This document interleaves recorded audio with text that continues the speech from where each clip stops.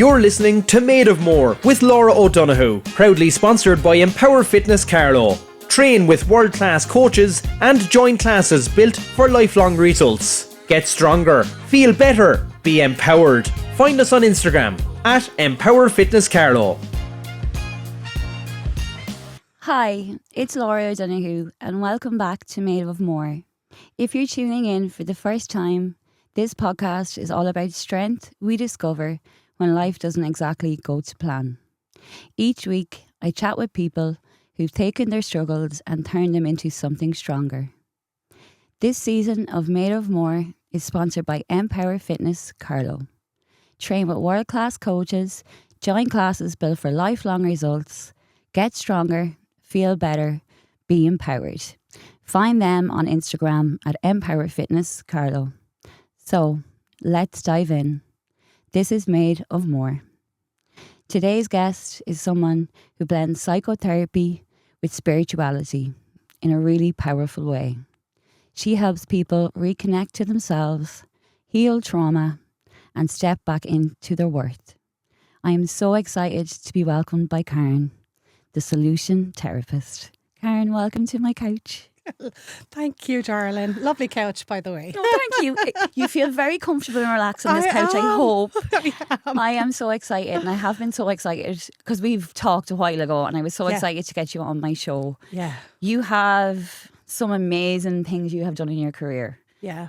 I'd love to find out who you are as a person, what you do for work, and just dive into everything you're doing in life right now, because I know you're a very busy woman. Who am I as a person? That's even a big question. If I was meeting you for the first time, even beyond your job title, who are you? So I'm naturally, the nature of my spirit is I sit in the silence and I watch the world around me. And I'm always noticing the inner landscape of people. So I can almost feel the story of other people as they walk around in front of me. I can feel what they're saying inside. I almost can see it within them. And I just sit in that silence of curiosity of what happened to us that made it so hard and still makes it so hard for us to naturally love the real of who we are. Why is that so hard? Why is it such hard work being here? Why is it such hard work just being able to accept and self-love? And that's the lens that I'm always, like a little detective, I'm always looking out into my terrain with that lens in me. And yeah, that comes from a very personal and deep place in me. But the person I am today, I'm happily and I'm deeply in love. I'm only newly married. I'm 6 years with Jeff. And he's a phenomenal husband and a phenomenal soul. He's very magical would be the way I describe him. Oh my God, how beautiful is that? It is gorgeous. And he's magical because I'm quite spiritual. He's very magical because he fits into that frame for me. He is magical in the work that he does. So he's a quantum medical intuitive. So he works with the energy of people. He goes in and checks what's the energy. He would always say, there's insertions in your life that happen to you. And because of those life moments, we think we're okay, but the energy is still in the body and it's emanating, sending out a little signal out into your world around you. And that can manifest as physical problems in the body, psychological problems. So when we married each other, we married our gifts together, and it just became this big explosion of expansion. The stuff that started to happen in our world together when we met in 2020, it went from me working for 12 years in my private practice to being on world stages, to now working with celebrities. I won't share because of NDAs, non-disclosures. But yeah, working with genuine celebrities. And when I look at that and I go, oh my God, how did I get to here? And I don't mean that in, somebody who was seeking like the energy of fame. I mean that in when I cast my eyes back the way and I look back at the journey that I went through. And I can honestly say I have died so many times. The identity of myself has died so many times. And I love life for that, because when that happens to me, when life happens to me, it illuminates in me myself. I'll call them my self-limited narratives. So every time something happened big in my life, it was like, instead of going, why is this happening to me? I started to go, ooh, this is showing me another part to me where I'm limited in my self-belief. And it's up to me to destroy this limitation. And what happens on the other side of limitation? What would exist in that unknown terrain out there if I just say yes to this? If I just push past the discomfort, if I lean into the discomfort, if I just die again. And what has happened was I discovered deeper parts of who Karen is. So I love us because we are a wonderment. I always say it, we are a mystery. We are a sacred energy in action. And we are, to be like a scuba diver, if you metaphorize it like that, if you just go deep diving into yourself, you're just going to be in awe when you start doing that inner looking. It can be quite scary to do that too. And I love that you say that, because I have to remind myself of that, because I'm now 47. I don't mind disclosing my God, age. She does not look 47, by the way. Wow. But I forget, because I have been doing the self-inquiry work from as young as 15. And then I began... That's young. Very young. And I began sitting in the chair with a therapist when I was 21. And I began my training in the world of psychotherapy when I was 26. And I stayed in the field of psychotherapy, and I continued to train, doing 12 consecutive years in college. But after qualifying as a psychotherapist, I just kept on expanding in my modalities. I trained as a Tantra teacher. I trained as a shamanic medicine woman. My God, Karen, you're making me feel very inadequate here. That is just crazy. And I'm only saying, I share it really because I'm so invested in really being able to hold a sacred space for people, where when people come into the work with me, what happens is I'm a mirror. And I always say that we're always a mirror for each other, you know, when we meet people.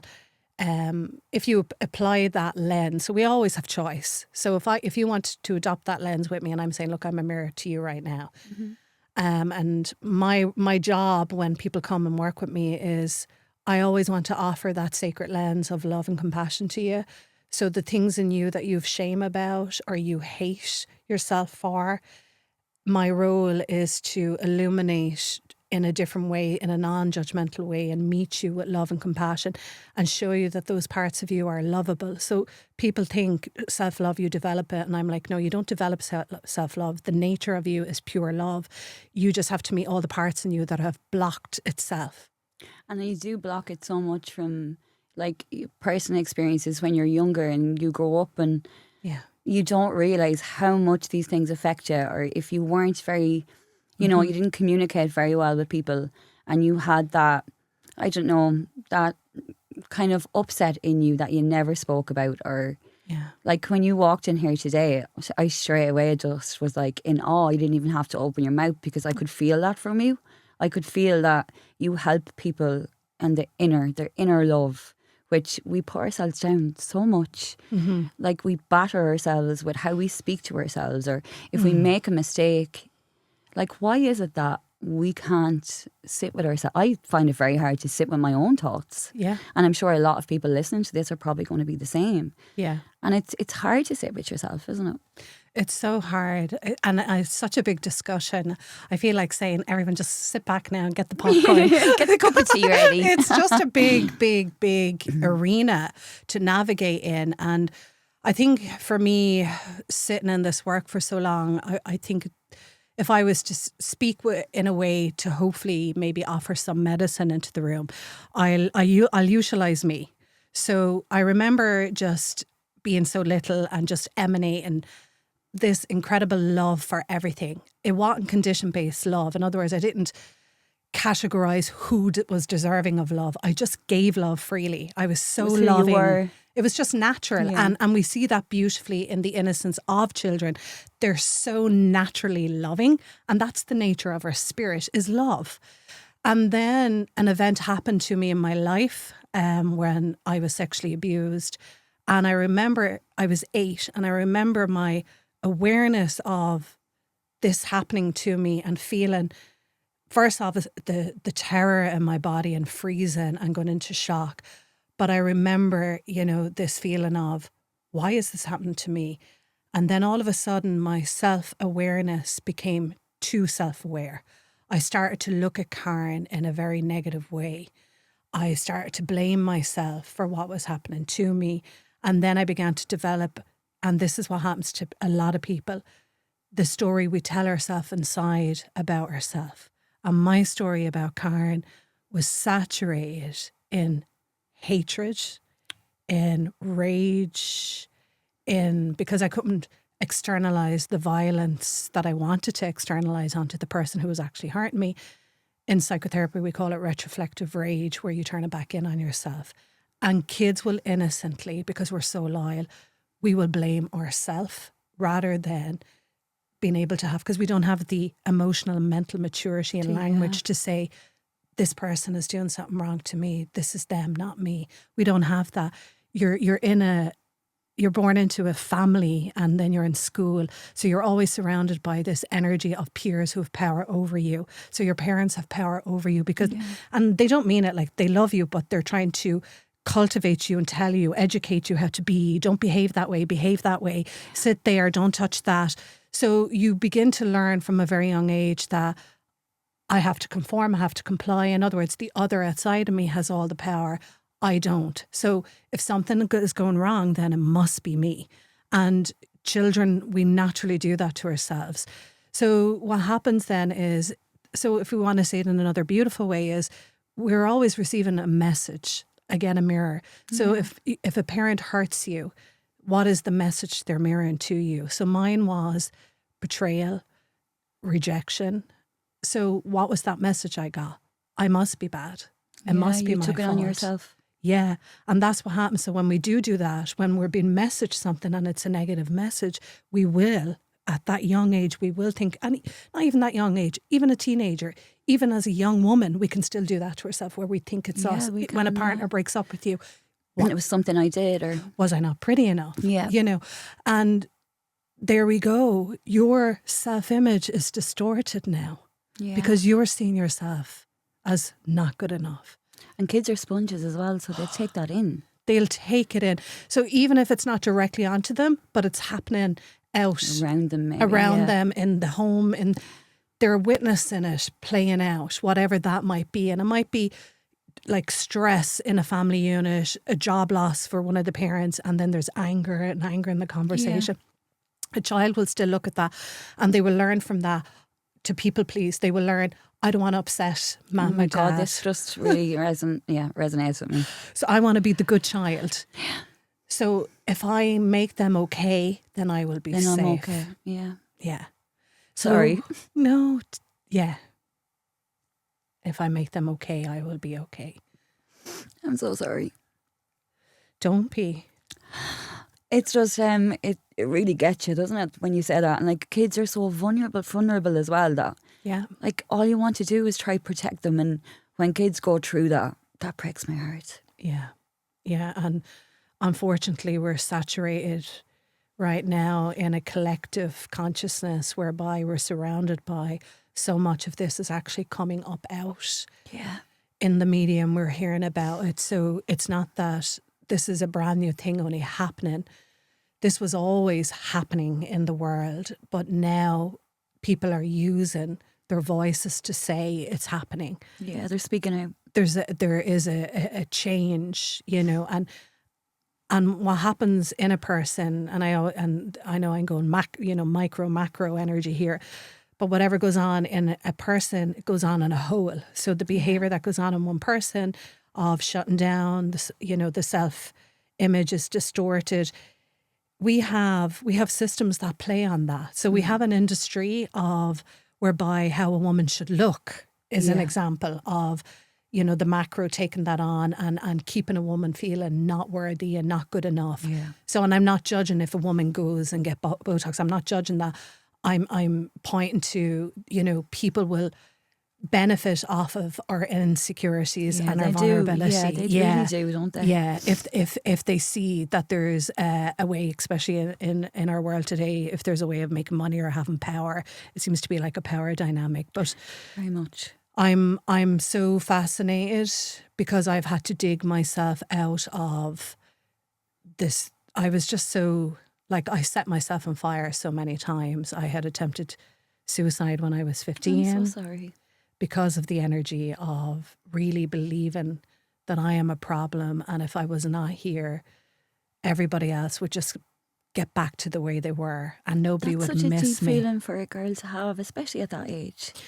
And I worked in suicide prevention for a long time, and it really made like not sense to me. I don't want to minimize it, but I was like, well, of course, I wanted to kill the person who had hurt me so much, and I couldn't express that. So, of course, then that whole hate of self, So, what did I do? I tried to kill Karen when I was only 15. It saw me being homeless on the streets, sleeping on sofas, being actually on the streets, taking drugs, being promiscuous. It just saw me abuse myself and treat myself in a way that, if somebody from the outside looking in, they would call me the trouble. People did not want their daughters hanging out with me. That's how troubled I was. I was shoplifting. I was sniffing glue. I would go to school completely like just out of my head because I had no regard for her. I'd look in the mirror and I could not even identify or relate to that girl in the mirror. When I looked at the mirror, I remember even brushing my hair and getting so violent with my hairbrush towards myself. It's the anger you have inside. That anger was so, the toxicity of it, and how we feel on the inside, as well as deeply entwined into our behaviour, into the choices we make, into the way we behave and show up in the world. So a lot of people were very afraid of me, and healthily so, because I was this violent, unpredictable teenager. But nobody knew why. Understood why. Did your mum understand when you were growing up? I outed it when I was 14. I walked into a social worker's office. I was only 14. My best friend came with me, bless her. And I just remember being so terrified going, what if they don't believe me? What if I say this and they look at me and they think I'm making this up? What's going to happen to me? The fear of, will I even be believed? Because the person had, for years, this happened from when I was born, and I wasn't even, it was a weekly occurrence, so it was severe trauma. And if it wasn't sexual trauma, it was physical violence. So we're talking like severe trauma that had happened to me. And I just remember going, nobody's going to believe me. What am I doing? But I just had the nature of my spirit, that part in me, the fighter energy, just was like, I'm done with this. I don't want this happening to me anymore. I'd gotten to a point inside of myself that I was terrified to out it, but the part of me that was like, I am not putting up with this. I can't do this anymore, got stronger in me. And I just remember like shaking out in the office, and she brought me in. I was so terrified even to formulate the words. It was so exhausting. My brain, everything was shutting down. And I just spoke it just spoke it. Just come out. And I just, wanted to shut my eyes and hide. And the words were just hanging in the atmosphere. And she leaned into me and she said, okay, what can we do? What will we do? And I said, I don't want to go home and disclose it. Could we go to my aunt, my mum's sister? She lives around the corner.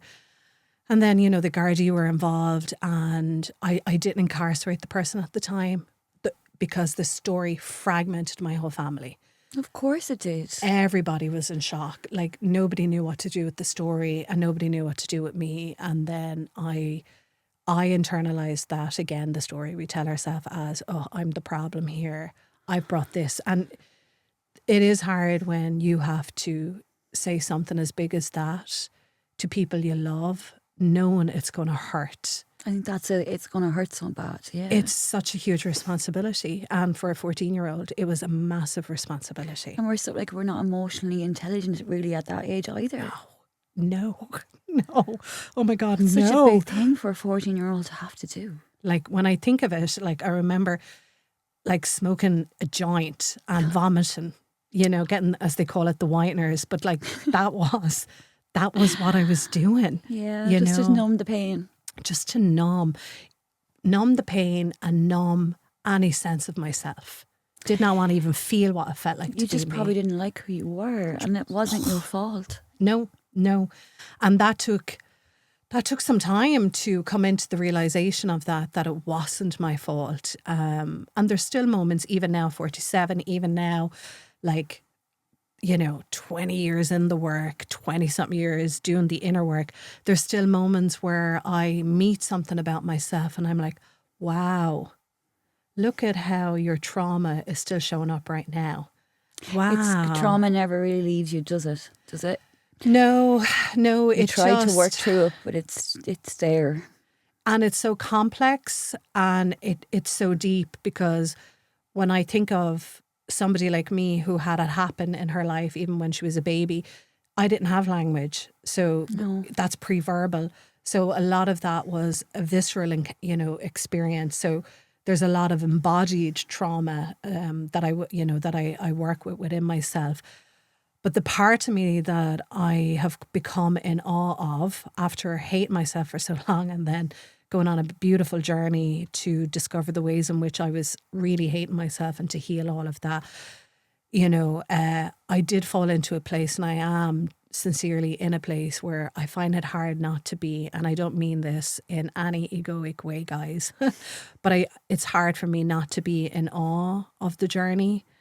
I'm in awe of just listening to you. It's hard not to be. It's hard not to look back at that little girl and go, you did that, but you did it, but you also, and I think this is a beautiful way of saying it, shamanically we'll say a snake bite will happen to you in your life. I heard you saying this and I thought that was very powerful. Yeah. So a person in a situation can be the snake bite. And when a snake bite happens to you, a wound is activated. And mostly we all focus on the wound. And I began to start to redirect my focus and look at, okay, there is a wound, and look at this wound. Look at all the things that this wound is doing to me. It's making me self-hate. It's making me armour up, become very triggered, defensive. It's making me make unhealthy decisions. It's making me overeat. It's making me not sleep. All of that. And that was what the wound had done to me, because it made my self-image be all distorted. And then I was like, I had a 14-year relationship that fell apart, and it was an opportunity whereby the sacred again, who knows us more than we know ourselves. So I know everyone has different words for it, God, universe, and I always like to rob AC/DC, Barry Taylor, the manager. He says, God is just the blanket you throw over the mystery to give it a shape. And I am deeply invested in always wanting to understand how the mystery, this sacred intelligence that moves in our world in ways in which our humanness cannot. And I'm very tuned to it. And I began to redirect my focus when that relationship fell apart. I had such, and I'll call it a holy encountering. I was in Corleco in the Canary Islands, and I was reading a book by a spiritual teacher who became a spiritual teacher of mine called More Truth Will Set You Free. Love the title. Wow. And my partner, I was there with a best friend, and then my partner came over, and my best friend took my daughter back with her to Ireland.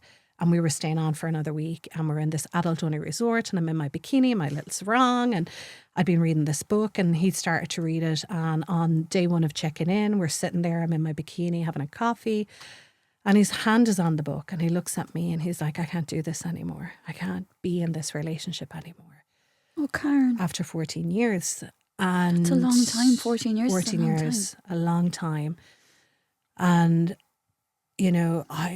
in that moment, the shock, I just stood up, put on my glasses, grabbed the book, put on my sun hat, walked through the garden and sat there with a cup of coffee, just digesting what he just did.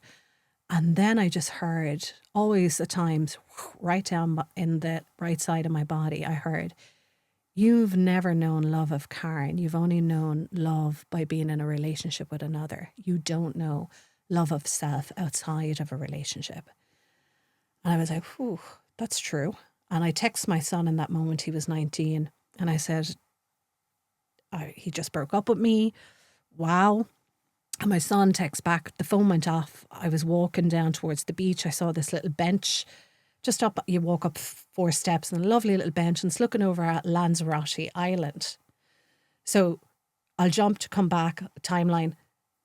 I found out when I got with my husband, Jeff, that in the same year, the same day, week, he was on the island of Lanzarote. Oh my God. Having a soul search, looking for the story of Hilarion, some famous healer that was in Lanzarote. So he was on a pilgrim with himself. I'm now beginning this pilgrim with myself. So I'm sitting on the chair and my phone goes off, and I'm sitting there before my phone went off, and I was like, God, what is going on? Like, where are you? Where is that girl that loved the world so deeply, Dearly. freely, and with abundance? And the world felt like this safe sanctuary. I want to get back to that. I have been living in survival mode my whole life, and I was very aware of it. I was very aware that I always had the sense of the world out there is threatening. How could I not? And I was like, where is that part of me that always knew the world is just this incredible sanctuary? And my phone went off. And I read the message with my son. He said, look, you've really been through a lot lately. He said, you know the saying, God won't give you what you can't handle. But he said, maybe now it's time for you to let God in more. I was like, I'm sitting here contemplating God. What a lovely thing for your son to say to you, beautiful though. son, beautiful heart. Amazing. I picked up the book and I put it against my heart and I said, okay, book, you seem to be acting out in my world. Give me a message. And I just naturally opened it up, page 115, and the paragraph was, sometimes we turn to God when our world has been shooken, only to recognise it was he who shook it. God is a very clever guy. He did the one thing he knew we would never do. He hid himself inside our heart. Wow. So that was the moment, the crucialist, for me to take my focus off my wound and to expand my awareness onto there is another part in me that is very sacred, very holy, that's very connected into the sacred intelligence that moves in our world. The medicine of us. I want to know her. I want to know this woman, this girl who did speak up at 14, who did walk in, who did bring this home to her mother and disclose it to her whole family, who did survive the streets, who did survive getting off of drugs, who survived being left 3 weeks before she gave birth to a baby at only age 19. Karen, you're such a strong woman. Oh my God. You know, who reared this child for 8 years of her life, who went back to college, who studied for 12 consecutive years, who kept going. I said, I want to know her. Like, that's She's medicine. incredible. Yeah. That's medicine. I want to know her. I want to embody her. I've embodied this fucking wound. I've been a hostage to my story my whole life. I want to now be a host for something more, sacred and invoking and emotive and just potency for other people. And I'm like, I want to be in service. I want to be in service. How do I do this? You kind of had a call and you knew I that's had what a it call was. and I knew it even when I was young. I would sit in the window in school and just gaze out over the hills and feel the depths out there calling into me. I just knew I was here for something big. Now, I went through many different, what does that big mean? But now I can honestly say it's to be in service in a sincere way to the lives of other people in the work that I do.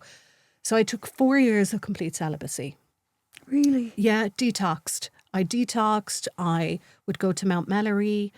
I would wear a silence badge. Sometimes I would do 3-day water fast. I would sit with the monks. I would read sacred. Oh my God, Karen. Oh yeah, beautiful in another way. I gave to myself, you could say, the habits that were very purifying of the self.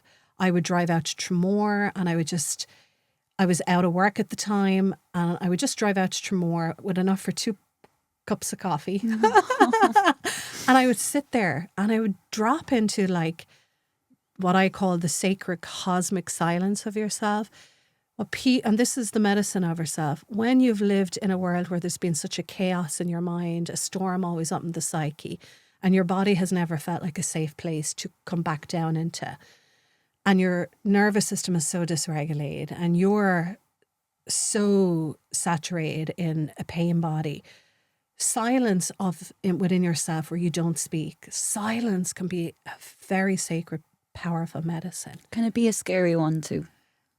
And it is, and I love that you say that. It is, and I tell you why, because it means you have to meet the agitations of yourself. You have to go in and meet all that visceral discomfort that is there. Yeah. Because those of us who've had a lot of pain in our life have learned the art and skill and survival energy of running up and going into the IQ, as I call it.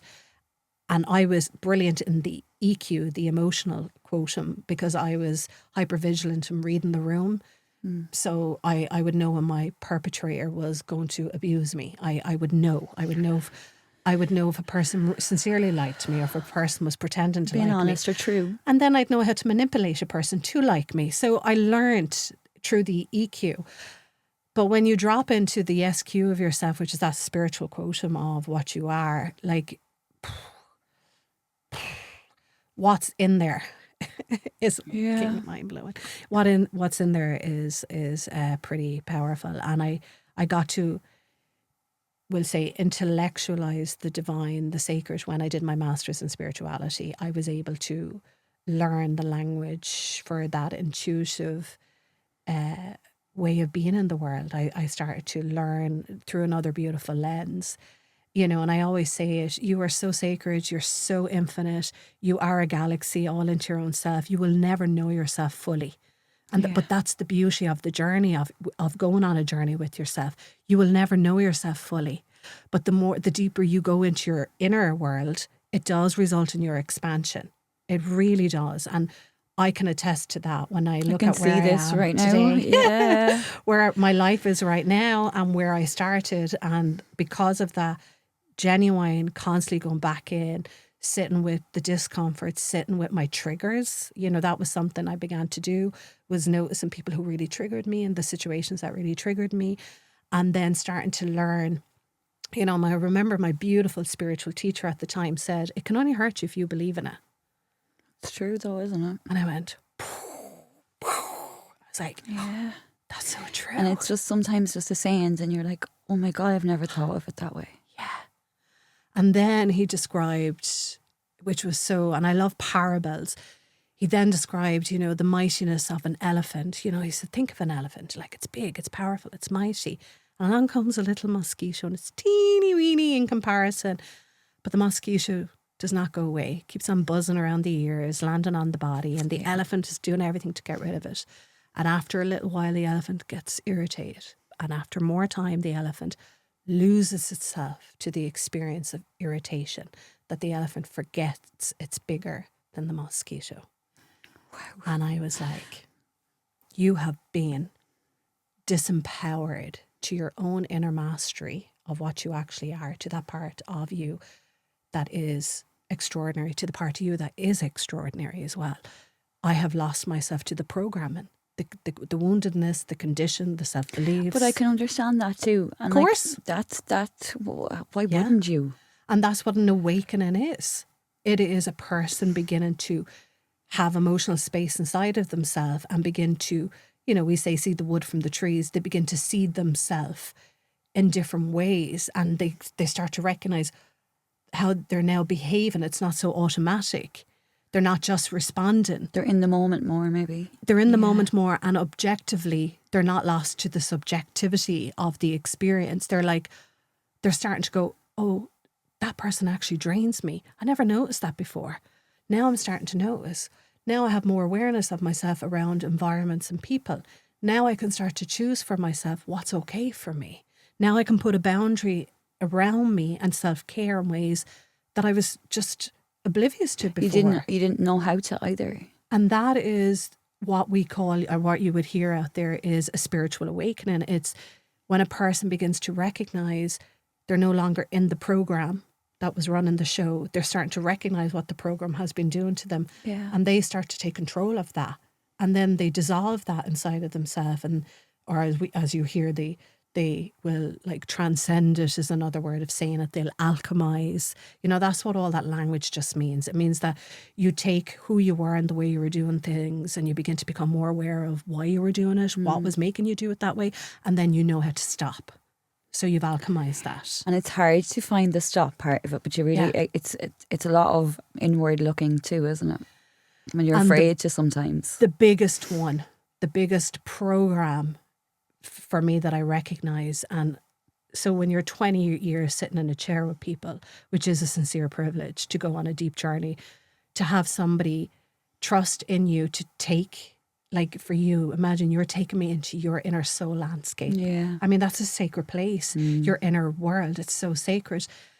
So when you're sitting in a chair and you've gone into a lot of people's inner worlds, you know, for me, the emergent design in that for me, or the emergent energy out of that, is people are really suffering because of their self-image, their story about themselves. They kind of destroy themselves within without anyone else having to do it. Yeah, they continue it. Absolutely. They got some sort of a feedback. If we go back to earlier, like we were articulating it, they've gotten some sort of a feedback, a message in the world. And that can be as subtle as your best friend when you were 4 saying, I don't like your hair, you look funny. You can still remember that when you're 24. You know? Yeah. Because it's an emotional sting. So it's not just the psychological, it's the emotional. Like your body, the way out is the way in. You asked me about, you know, why don't we come, as I say, come home to ourselves. The way out is the way in. So what am I saying? If you want what they call self-actualization, individualization, to be self-empowered, the way out of being hijacked by your own wound and functioning in this world through your wound and you're not aware of it is, I always say to people, how you know you're in your wound is, number one, you'll always feel this reaction rising in you. Welcome it. It's pointing to something unhealed, unresolved, wanting to be known. And a lot of people, instead of meeting it, what they do is they numb it. They'll numb it with alcohol, drugs, chocolate, sex, porn, conversation, drama with Something other to people. take their mind in a different direction. Yeah. Blaming the person for what they said. And in truth, if you were just to meet it and go, okay, wow, I have a sacred wisdom in me that is my medicine, that knows exactly how to heal this discomfort, this agitation. So in September, which is lovely, which is all part of the work, but I've been invited to speak at Oxford at the trauma conference. Oh my God, well, you deserve to be there. And the theme is about, you know, that meeting point of where, you know, in the body, where trauma meets the experience, science and the inevitable and spirit. And I'm really looking forward to it because I've had such a deep, deep, deep encountering at age 19 when I sat across from my abuser. And it's not an easy story. Like it is an easy story. I don't mean that. I don't want to just throw it so flippantly into the space and be reckless with the honouring of it. Because when I did what I did, I was alienated within my community. I was going to ask that question. How did they react to that? Yeah. And I understand because people wanted me to punish the person and to incarcerate the person and act from that place of vengeance. What people didn't understand was I had hated that person for what they did. When I spoke out at 14, I was no longer, you know, a subject to the abuse anymore. I was no longer their object of pleasure. You were owning it kind of to yourself. And I was free to hate them because I couldn't express that hate. But that hate ended up being very poisonous. Even hating them was poisonous because I thought hating them was like I was keeping them at a distance, but they consumed me mentally and emotionally. Yes. So they were more inside of me energetically when I was hating them. But I did hate them. I didn't speak to this person for over a year. I ran away, then I ended up in France at 17 with no French. Like there's the spirit again in me. Like to even have ended up in You've had such France. a journey though. I'm blown away. And I know that we have questions. I and I'm haven't like, even looked at my questions, and I don't think I will because oh my God, you're blowing my mind. I'm sorry. Oh, so we'll just, and you know what, I guess because of the way I work as well, Laurie, this is exactly, and I always say to people, there's me, you, but there's the sacred. What's the sacred doing with us right now? Yeah. You know? Yeah. You came so beautifully organised with your work. I came here not knowing what we were going to attune to. And right now, this is exactly what the sacred is doing with me and you.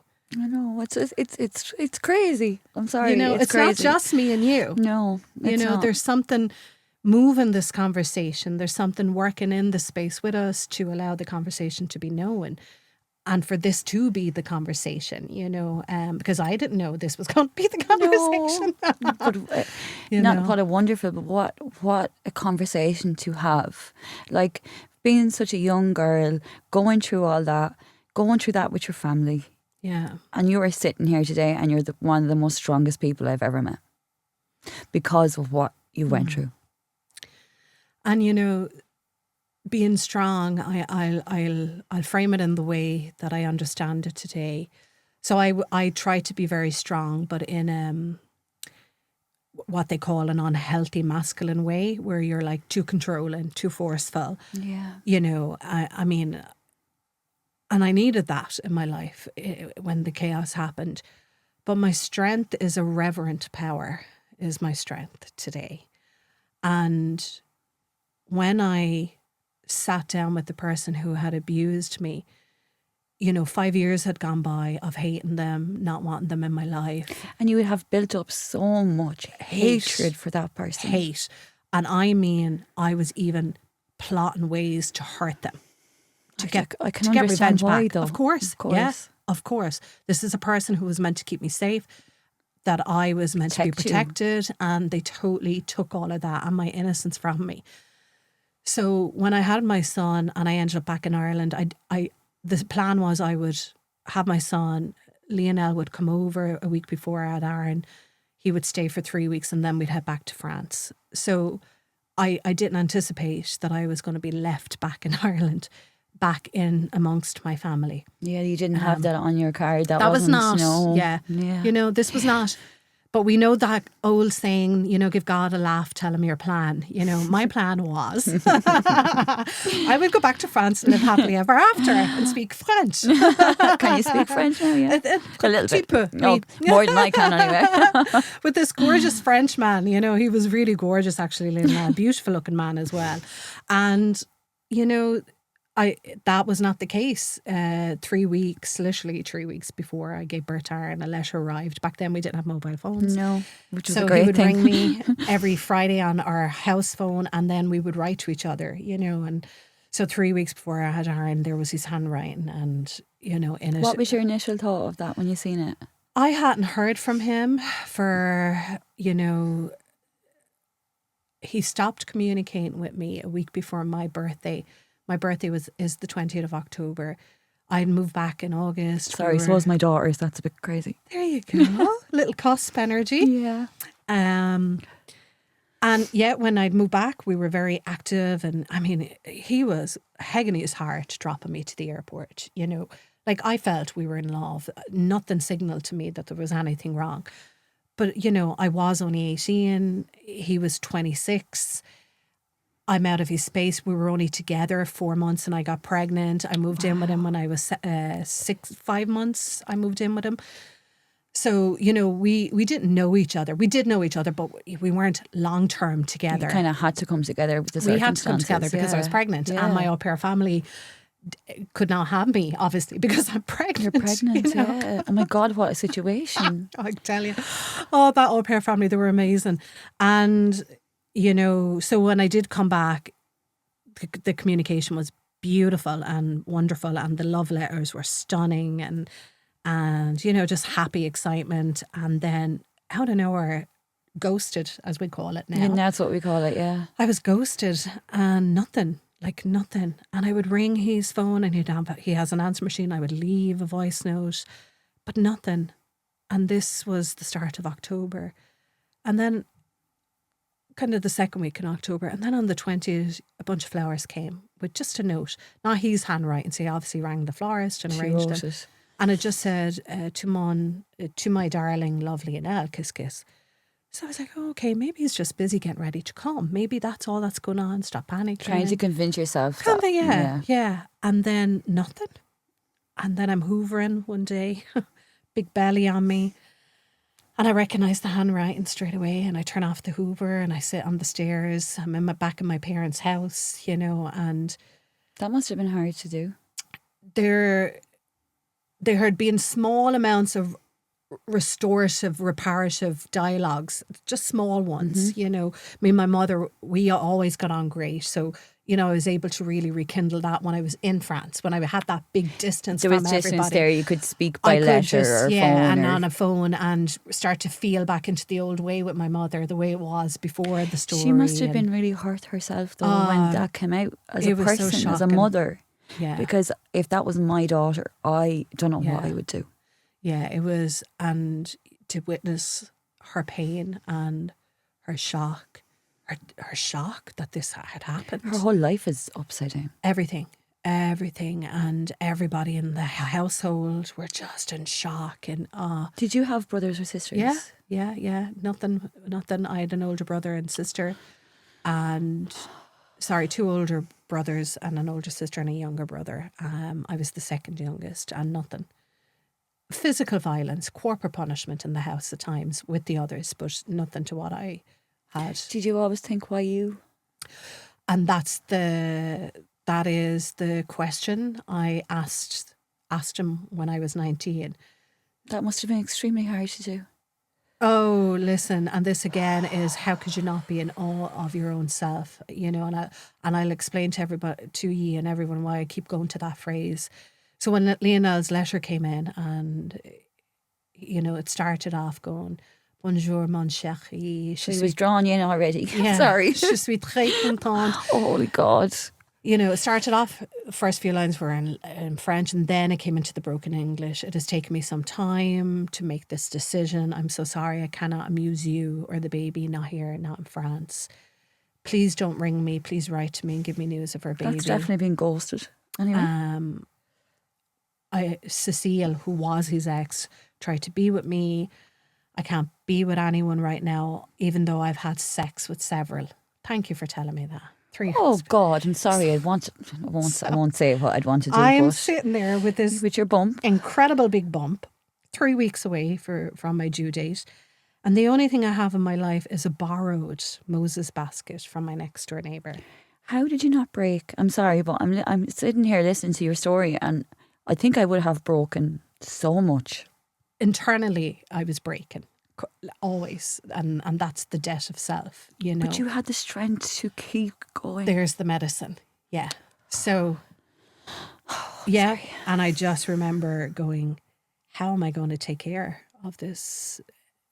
I didn't know what I was having either at the time. I didn't find out. Especially when you weren't okay yourself. You're like, no, I'm not okay. How am I going to bring? Yeah, how am I going to bring? I have no money. I have no job. How am I going to do this? So my safety again. So betrayal was my wound, and here was me meeting betrayal again in another costume. Yes, in a different way. Yeah, same lesson, another character, another costume. So Aaron came along, and I will say this, Aaron opened that armoured heart. When I had Aaron, and I remember him, the first night they would take him away back then and give you the first night. Yes. And they're in them see-through little plastic cots. Yeah, like a little tub. And I remember on the second night having him and just being in awe of this baby, like this. And it's mine. Yeah. Yeah. And just being so aware of the innocence and rubbing him and genuinely rubbing his hand and his little fingers gripping my index finger. And in that very moment, powerful. For me, I just felt a pact was made between the two of us.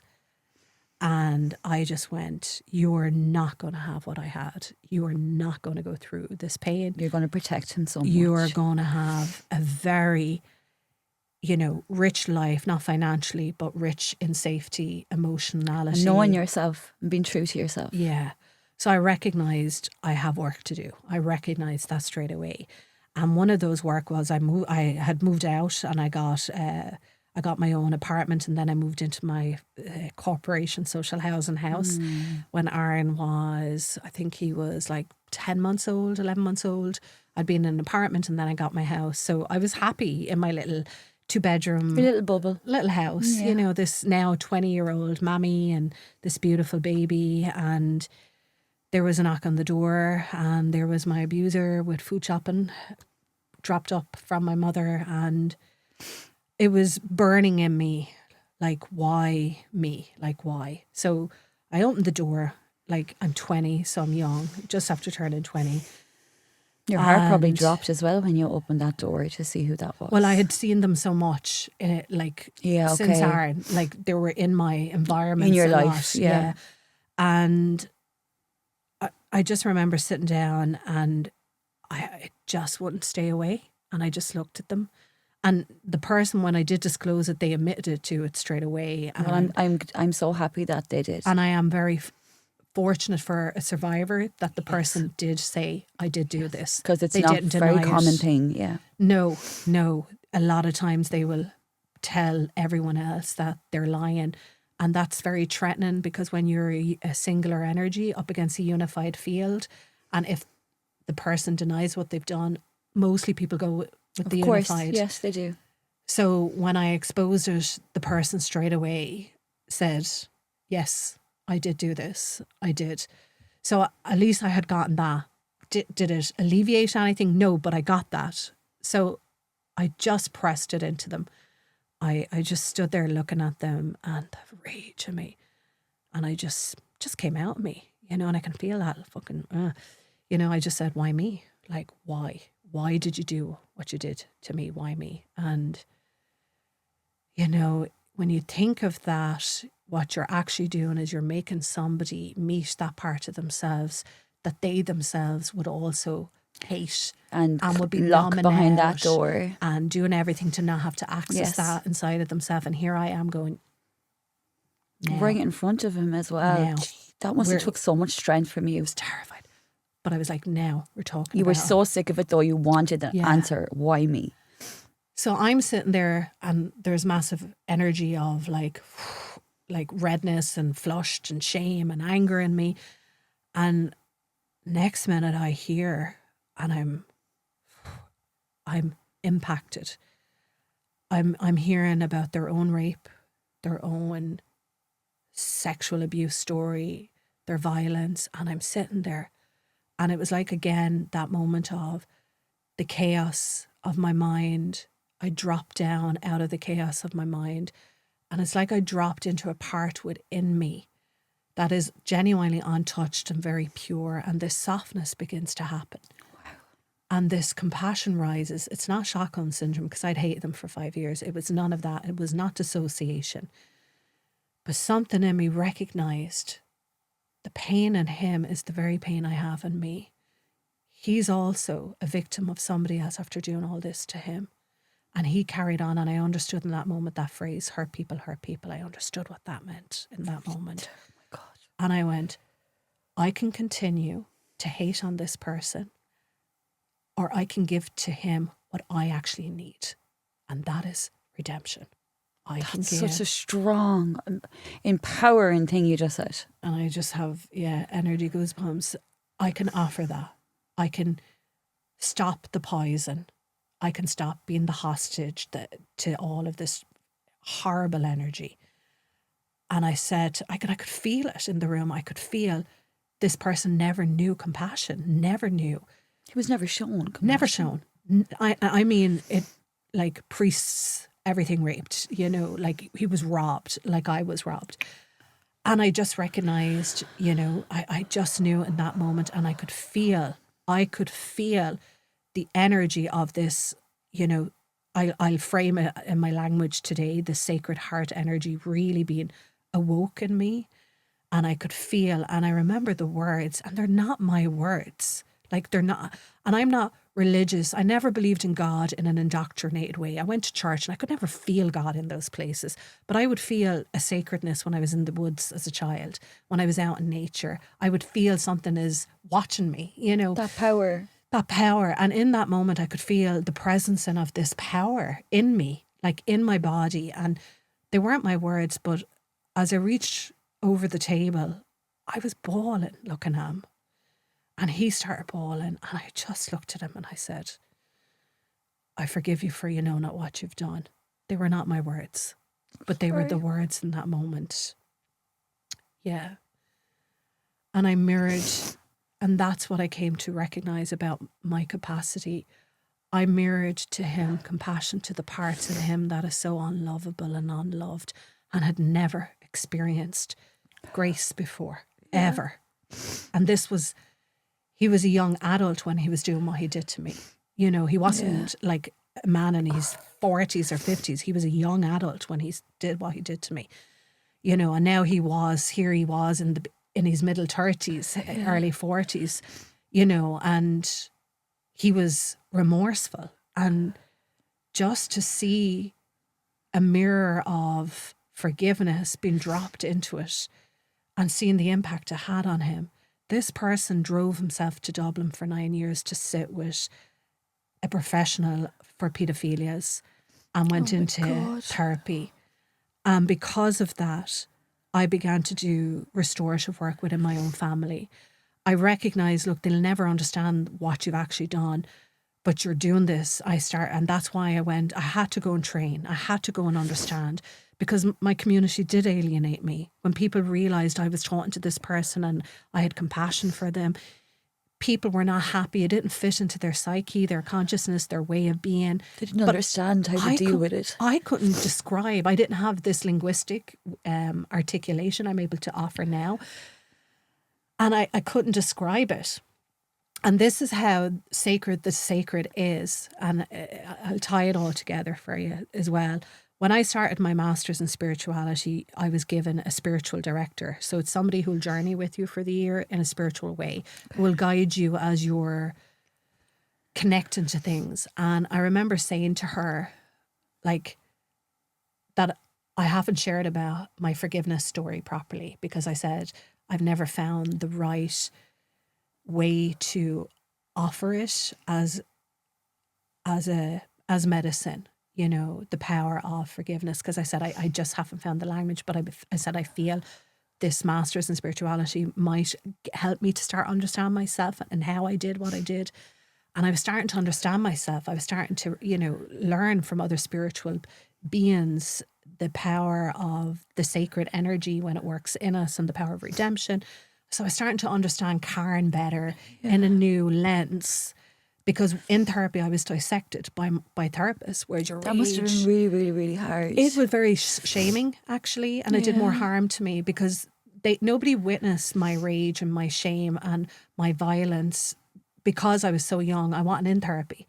So then when I did come to therapy and when I did share about my forgiveness, I was shamed for that. So I put this story that's away. Awful. Yeah, because people couldn't get it. What a strong thing to be able to do, and someone to then turn around and you feel bad for that. They told me I had Stockholm syndrome, and that had such a devastating effect on me because I studied the heck out of that word. And you knew what that meant. The theory of it. And I was like, I understand it, but that's not what happened here. So a lot of things messed with me. So I put my story away and I said, nobody's getting this story. I'm not sharing this story because I don't want to be projected on and crucified and feel that way for actually doing something very pure and very strong, something so hard to do and so pure. So I locked it away, but I was saying to my spiritual director, you know, hopefully this course, and she said, stay with it, stay with the story. And then one morning, oh my God, it kept happening. I would wake up at 5 a.m. and I lived down by the beach, and I would feel this feeling of being called by the ocean to come down. So I gave in after day 3 and I went down, and just before the dawn breaks, hundreds of black starlings and blackbirds came all the way over from Woodstown on the first ley line energy of the day and all towards me.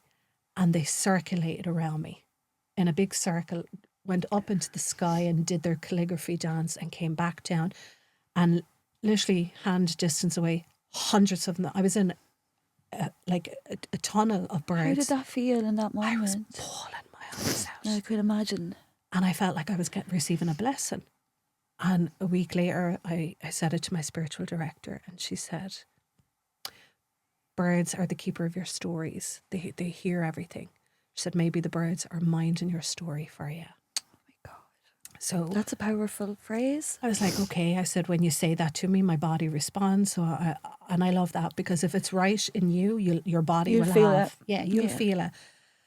So then I got the invitation to come on the podcast for the People Mastering Events, who do the biggest trauma conference in Europe in Oxford.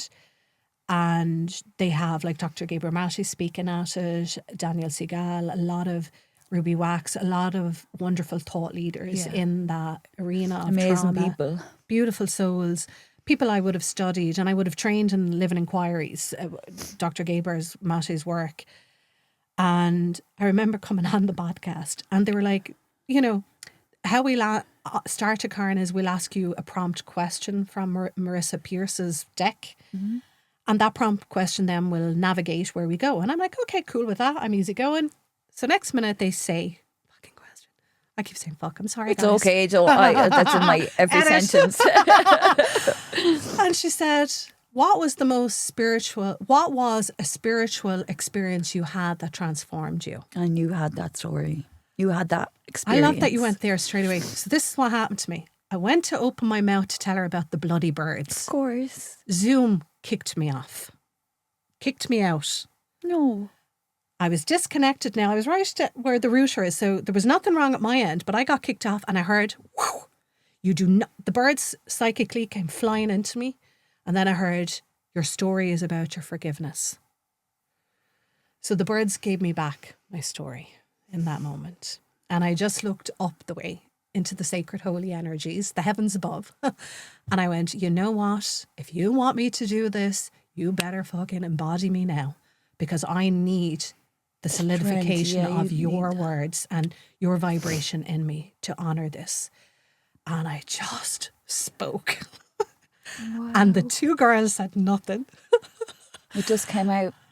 And I went, my little 14-year-old went, uh-oh, look, you're too much for them even. Because my 14-year-old was made feel that way. You're too much. I hate that. And I went to her, shh now. So when you asked, trauma is with us, there was my trauma again, you know. And they just looked at me and they were like, they said they gave their feedback and they spoke a little bit more and I shared a bit more. And I came down and I looked at my husband and I said, I was too much, but in a powerful way. And what a powerful thing to say and realise. And I said to him, I've never seen myself like this before. I've never witnessed myself in a way of, wow, you're powerful little energy. Because I'd always feel, oh no, that's very egotistic. But in that moment, I came down I and I don't went, think that is at all. I was fucking too much, but in a powerful way. And I get an email and I'm sitting with, and this is what I love about my husband. So he came up with the name for me, Soulution That Therapist. was actually one of my questions that I didn't even look at since we started to talk, I will be honest. So Jeff is an alchemist with the language. He's an energy healer, so he checks the energy of everything. So he will. How interesting is that? love it. Wow. So I shared with him what I spoke about, and next minute I get an email and I'm asked, would I come? Would I speak? Could I send over a proposal? And it's about the meeting point in the body for God, the spirit, the experience and neuroscience. And I said, Chef, that's what my talk is on. I said, God and trauma. And he said, well, God is in the word trauma. Now, guys, I'm just letting you know, I have this trademark, so don't have it. And I said to him, what do you mean God is in trauma? He said, look at the word trauma, Karen. TR. Now, he said, capital, the letters AUM. Is the mantra you chant in meditation. It's unified consciousness. Yes. It opens the crown for the unified field to enter the body. He said, God is in the vibration of trauma. God gives you the trauma, but God also gives you the medicine to heal the trauma. How powerful is that? And I went, you know what? I said, you're right. I said, I was never disassociated from it. He said, no. I said, it was an incarnation moment. He said, it was an incarnation moment. Oh my God, well done to your husband on that one. I was like, babes, I love you. Yeah, You're right, you my have to speech. love him. Oh my God. So I set my speech back. I said, this is what I'm going to write on. TR, capital AUM -A, trauma, and next minute they came back, would you be interested in being a keynote and speaking for 90 minutes? And I'm like, I'm ready. And that must have been such an amazing moment in yourself, spiritually, mentally, physically, that you were ready. I'm ready. And I said it to him, it doesn't matter now when I am on that stage. I've now been given the nod from God. God has nodded at me. I bet you felt so strong. And I don't mean strong, I mean so empowered to get your story to help other people. Yeah. And I was like, from the little girl who knew of the divine energy and everything, to turning and edging God out, ego, EGO, edging God out because of her self-hate, to then being able to purify her ego and then enter God's observance, EGO. So I'm doing the play on words as well. They're not trademarked. You can take them. And I'm like, it doesn't matter when I physically get there. In the energetics of myself, I met myself and saw myself in the way that God sees me. And I had awe of Karen, and that moves me. Oh my God, the first time you could actually say to yourself, you are one incredible human being. Yeah. Like, and I get to gift that. Oh my God. And like, the way I always say it is, God gives you a talent, whether you realise it from a young age or you realise it, for me, when I'm in my 40s, but I believe in myself, and I have since I was younger, very much like that I was on this earth to try to help people that could not help themselves, even if I couldn't help myself. Yeah. And even sitting down talking to you, it actually feels like I've been through therapy when we were sitting here, because not that your story is the same as my story in any way, but loss, trauma, feeling not enough, being small in a room, trying not to take up much space. And I know that will hit a lot of people that will listen to this podcast. It's okay to feel that way, but you're not alone. Yeah, you're not alone. And I think if I was to, one of my most favourite parables ever, and I always use it when I'm meeting a client for the first time, I always say to them, there's a beautiful story of a parrot and an Indian merchant. And an Indian merchant went out to Africa to buy some goods. And while he was out there, he came across this tropical rainforest and these colourful talking parrots. And he was so obsessed with them that he robbed one and took it back to India with him and put it in this amazing big cage, a gold cage, played music to it, read poetry, fed it the best of food, loved on it. And a year went by and he said to the parrot, I'm going back to your homeland for more foods and goods. Would you like me to give a message to your family? And the parrot said, yeah, tell them that I'm well loved and I'm doing okay. Merchant left. He went out to Africa, went into the forest. He shared the message. Upon hearing the message, one of the other parrots welled up with tears, fell over and died. The merchant got a bit of a sting in his heart, said, gosh, it must be a friend of my parrot's. How do I tell my parrot this? He came home. The parrot said, did you share my message? And he said, I did. He said, upon hearing it, one of your parrots, one of your friends, welled up with tears and keeled over. Upon hearing that, his own parrot welled up with tears, keeled over and died. Was that because they took... That's what I'm saying. I'm feeling. I'll give it, you're going to get it now. The merchant took the parrot out of the cage, brought it out to I hate saying the word get rid of it, but to let it go. But the parrot flew up into the tree. The merchant was like, stunned. Why would you do that to me? Why would you fake and pretend to die? And he said, because of my friend's message. What message?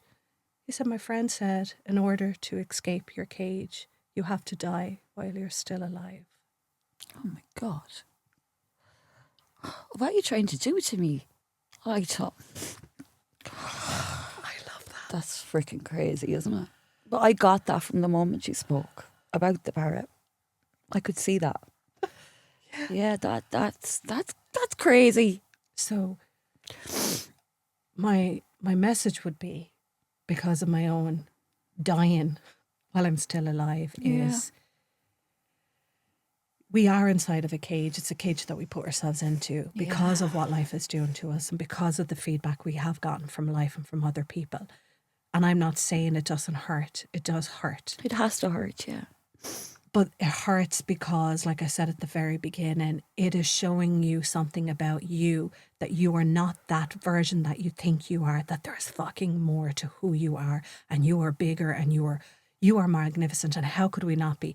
If the mystery that we all know is in this world, the sacred intelligence that if I said stop growing here, it doesn't stop growing.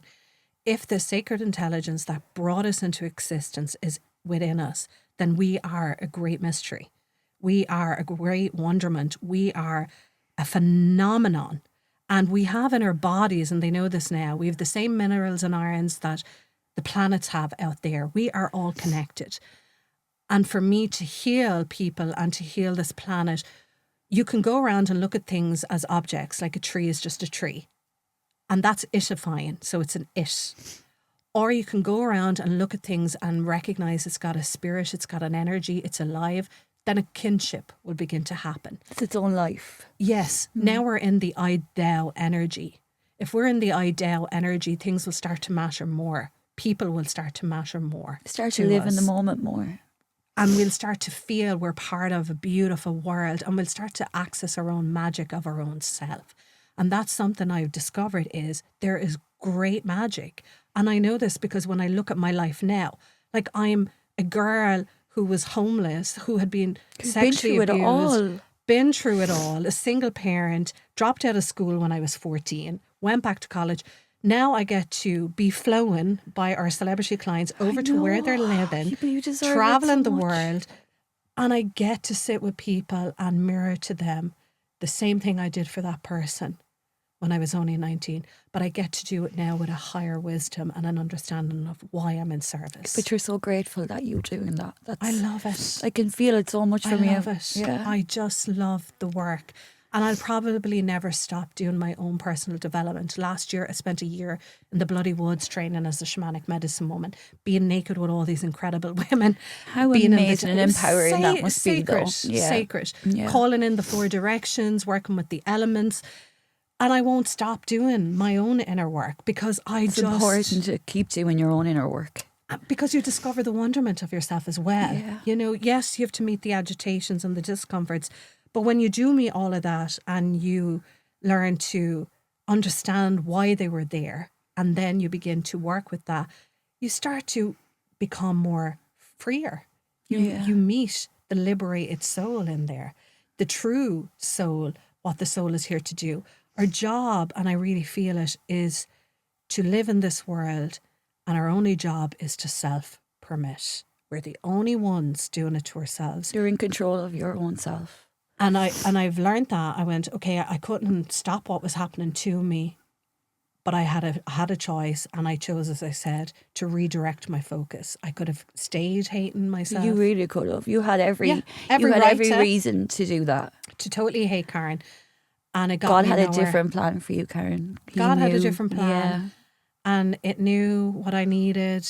It knew the journey. And I mean, I would love to, as my grandmother would say, you know, give God a laugh, tell me your plan. I'm now in a place where I'm appreciating the wonderment of the divine working in my world through me and into me. And I embrace life in such a lovely place where I'm like, people say to me, what have you got planned this month? And I'm like, I can't tell you that. I can only tell you after the month has happened, what happened in the month. Of course, yeah. I said I didn't have that scheduled on my books this month, and now my for the start of March, and now my March is full. And that's it. I am moved by that sacred energy. It moves me. It has you where you are today. Yeah. I don't have a calendar. I can't book things anymore. It's so weird when I think of it. But my life is so rich. My encountering is so rich, and not because of the things I'm just doing, but I feel I'm so rich in my heart, and I'm so content getting up and wearing my tracksuit ends and sitting in the coffee shop window down where I'm living, having my favourite coffee. Most of my stories are my coffee in the coffee shop window, and I am so content. And it took so much to get you to be content. Yeah. But you did the work. I did the work. For people that's grieving in certain ways, and I know you work a lot with that, Yeah. what would you say to them? Oh gosh, what is the self-image that's happening in the story that is contribution to the grief as well? Not just the experience that happened, but what have you done with the experience? What's the story? What has it shaped in you? In Who that have you become? self-image? Yeah, what is that story that you're telling yourself? And then you can ask yourself a brilliant question, which is, if I didn't believe in that about myself, who would I be? If I didn't have this happening in me right now, Who would you be as a person then? who would you be? And that's just bringing then expansion into an experience that feels very shrunken and limited. You're just bringing in an inquiry. You're not doing anything to it. You're bringing in an inquiry to really look at it, to give your psyche a break from the suffering. That's all you're doing. You cannot, and Einstein says it, the consciousness that creates the problem cannot be the consciousness that finds the solution. You cannot find the solution with the mindset that's currently trapped inside you. Yeah, in the problem. And it's like a loop, constant loop. Yeah, that's where the word loopers comes from. Really? Somebody stuck on a loop. Oh my God, yeah. Yeah. Wow. The power of words. Jesus. Love it. My husband didn't give me that one. That's We can't thank your husband for that one. I always ask my guests this question. Yeah. And I know you'll answer this so beautifully. What does being made of more mean to you? Oh, what sorry, a great question. Look at me, my belly just swelled. My face went red. I'm transmuting I the just energy. think Faye's such an amazing, strong what does woman. made of more mean? It means to me the invitation and the permission to not take yourself so fucking seriously, to be in this world, not of this world, but be in this world and magically, like an artist, go spread your art. And when I think of kids, I always remember this. Kids love to paint, and they do it from a place of true reverence and joy and wonderment and love, awe and wonder. But the minute you put a gold star on it, they stop doing it from that place that's so innate It's and not so natural. creative anymore. They do it because they want the outcome. Stop seeking the outcome. Do it from that place of pure creation. And be in the moment more. And that's what made it more means to me. I see. I knew you'd answer that question so beautifully. And I'm not going to start crying again. So we're going to leave this on a really happy note, okay? And I'm going to ask you. It's a segment I call Then, Now. I know you're okay. Then, Now and Always. Then, now and always. So I want to hear 3 of your songs. So when you were a kid, what would have been your favourite song? Children behave. Oh, she's even going to sing it. Oh my God, how amazing. That's what they say when we're together. Oh my God, Karen. There's no one ever going to come on this podcast that's going to do a job like that. Oh my God. That was my favourite song. Really? Yeah, loved it. Would dance to it. Yeah, yeah, loved it. What's your favourite song now? Oh, Oceans. Oh yeah, Yeah, very good song. Spirit Lead yes. Me. Yeah, love it. Love it. Cannot That sing that one. resonates with you inside your body. Yeah. Music for The me lyrics. tells my story. I cry with music. I get into the whole beat. Yeah. That beat is telling you a story. That is a being. Yeah. What would will make be sense. your all-time favourite song? My all-time favourite. Something that you will never, ever, ever forget. Something that means a lot to you. If you have one.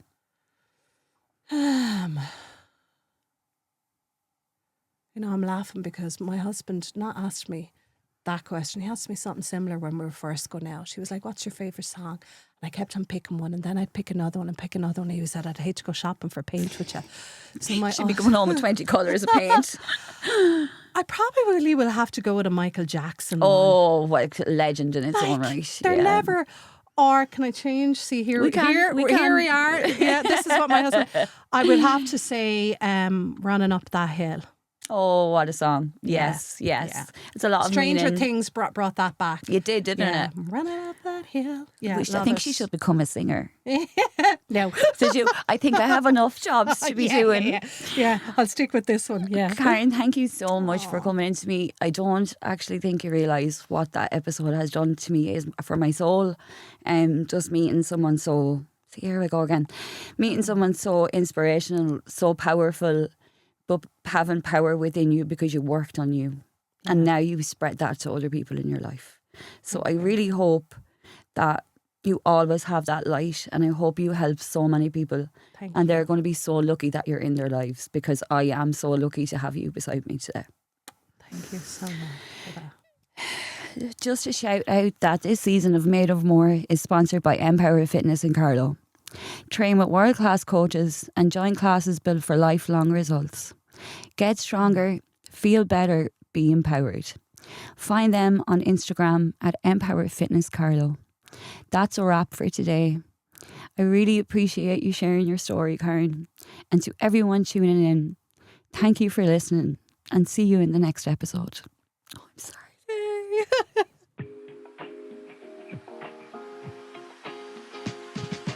You've been listening to Made of More with Laura O'Donoghue, proudly sponsored by Empower Fitness Carlow. Train with world-class coaches and join classes built for lifelong results. Get stronger, feel better, be empowered. Find us on Instagram at Empower Fitness Carlow.